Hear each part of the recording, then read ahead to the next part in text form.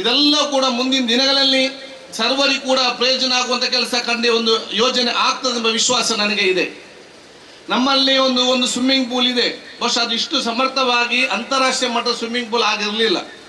ಆ ಸ್ವಿಮ್ಮಿಂಗ್ ಪೂಲ್ಗೆ ಮತ್ತು ನನಗೊಂದು ವಿಶೇಷವಾದ ಭಾವನಾ ಸಂಬಂಧ ಕೂಡ ಇದೆ. ಯಾಕಂತ ಹೇಳಿದ್ರೆ ಆ ಸ್ವಿಮ್ಮಿಂಗ್ ಪೂಲ್ ಅವತ್ತು ಅದನ್ನು ಕಟ್ಟಿದ್ದು ಕಾಂಟ್ರಾಕ್ಟ್ ಆಗಿದ್ದದ್ದು ನನ್ನ ತಾಯಿಯ ತಂದೆಯವರು. ಆಗ ನಾನು ಸಣ್ಣದಿರುವಾಗ ಅಲ್ಲಿ ನೋಡುವಂತ ವಿಚಾರ ಇತ್ತು ಅವಾಗ ಅಜ್ಜ ಕಡಬಕಾರ್ ಕನ್ಸ್ಟ್ರಕ್ಷನ್.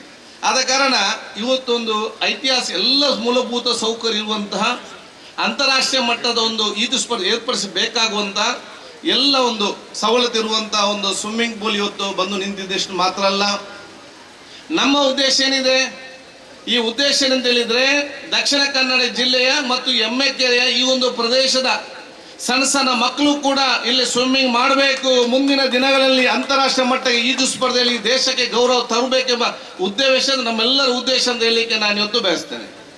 ಸ್ಥಳೀಯ ಮಟ್ಟದವರಿಗೆ ಈ ಒಂದು ಕ್ರೀಡಾಂಗಣ ಬೇಕಂತ ಕೇಳಿಕೊಂಡಾಗಲೂ ಕೂಡ ಅದನ್ನು ಜನರಿಗೆ ಆ ಪ್ರದೇಶದವರಿಗೆ ಯಾವ ರೀತಿ ನಿಮಗೆ ಅದು ಬೇಕಂತ ಕೇಳಿಕೊಂಡು ಬಹುಶಃ ಇವತ್ತು ಎಲ್ಲರೂ ಶಾಸಕರು, ಮೇಯರು, ನಾವು ಕಾರ್ಪೊರೇಟರ್ ಎಲ್ಲ ಕೂತ್ಕೊಂಡು ಇವತ್ತು ಯಾವ ರೀತಿ ಅವರಿಗೆ ಬೇಡಿಕೆ ಬೇಕು ಆ ರೀತಿಯಿಂದ ಇದನ್ನು ಅತ್ಯುತ್ತಮವಾದ ಒಂದು ವಾಕಿಂಗ್ ಟ್ರ್ಯಾಕ್ ಮತ್ತು ರನ್ನಿಂಗ್ ಟ್ರ್ಯಾಕ್, ಈ ಟ್ರ್ಯಾಕ್ ಮೇಲೆ ಫುಟ್ಬಾಲ್ ಆಡಲಿಕ್ಕೆ ಮತ್ತು ಕ್ರಿಕೆಟ್ ಆಗುವಂಥ ವ್ಯವಸ್ಥೆ, ಅದ್ರ ಜೊತೆ ಬಾಸ್ಕೆಟ್ ಬಾಲಿಗೆ ಅಗತ್ಯ ಬಂದರೆ ನಮ್ಮ ಕಬಡ್ಡಿ ಈ ಎಲ್ಲ ಒಂದು ಮಿನಿ ಕ್ರೀಡಾಂಗಣವಾಗಿ ತಯಾರು ಮತ್ತು ಪೆವಿಲಿಯನ್ ಮಿನಿ ಕ್ರೀಡಾಂಗಣ ಮಾಡಲಿಕ್ಕೆ ಕೂಡ ಇವತ್ತು ನಮ್ಮ ಮಂತ್ರಿಗಳಾಗಿರುವಂತಹ ಭೈರತಿ ಸುರೇಶ್ ಅವರು ಸುಮಾರು 2.5 ಕೋಟಿ ರೂಪಾಯಿ ಅನುದಾನ ಬಿಡುಗಡೆ ಮಾಡಿದ್ದಾರೆ. ಎಲ್ಲರ ಪರವಾಗಿ ಮಂಗಳೂರು ಜನತೆಯ ಪರವಾಗಿ ನನ್ನ ವಿಶೇಷ ಅಭಿನಂದನೆ ಶುಭಾಶಯ ನಾನು ಇವತ್ತು ಸಲ್ಲಿಸುವಂಥದ್ದು.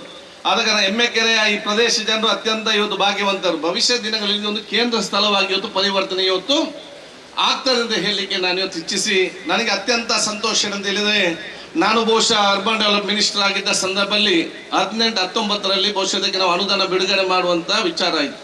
ಇದೊಂದು ಮಾತ್ರ ಅಲ್ಲ, ಇದರ ಜೊತೆಯಲ್ಲಿ ಕದ್ರಿ ಪಾರ್ಕಿನ ಆ ಒಂದು 12 ಕೋಟಿ ರೂಪಾಯಿ ಯೋಜನೆಯಲ್ಲಿ ಅತ್ಯಂತ ಒಂದು ಸರಿಯಾದ ರಸ್ತೆ ತಗ ನಾನು ಹೇಳಿದ ಅಧಿಕಾರಿ ಕರೆದು ಸ್ಮಾರ್ಟ್ ಸಿಟಿ ಅಂತ ಮಾಡ್ತೀರಿ, ಎಲ್ಲರೂ ಬಂದು ಏನೋ ನೋಡುವಂಥ ರೀತಿ ಇವತ್ತು ಮಾಡಿ ಅಂತೇಳಿ ಆ ಕದ್ರಿ ಮಾರ್ಕೆಟ್ನ ರಸ್ತೆ ಕೂಡ ಇವತ್ತು ಸಂಪೂರ್ಣವಾಗಿ ಒಂದು ಮಾದರಿಯಾಗಿ ಇವತ್ತು ನಿರ್ಮಾಣಗೊಂಡಂಥ ವಿಚಾರ ಕೂಡ ಇವತ್ತು ಆಗಿದೆ.